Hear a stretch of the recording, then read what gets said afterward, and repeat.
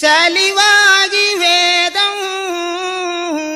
தான் விளங்கா வண்ணமும் தான் இழகாமல் கற்போல் இருந்தது தான் வேதம் அது குலைவான வேத குறியாயாதை அறிந்து கல்வி இழகாமல் கற்போல் இருந்ததினால் பல்லுயிர்கள் வாழும் பாரில் ஒரு பங்காக மலையாய் வளர்ந்து வைகுந்தர் வருகையிலே அலை போலிழகி அவனிதனில் பாயவென்று சபித்தார்கண் வேதான்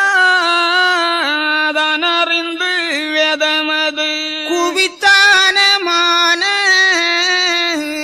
குன்று போல் தான் வளர்ந்து அன்றந்த வேதம் ஆனதினால் நான் அடியே இன்று என் சிரசை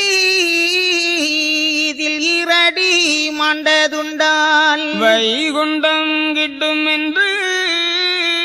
மாள வந்து நிம்மலையில் கை கண்ட வேத கருணாகர கடலே என்றுரைக்க முனிவன் எம்பெருமாள் நல்லதென்று அன்று முனியை அவரோடுடன் கூட்டி போகின்ற வேளையிலே போகன் என்ற மமுனிவன்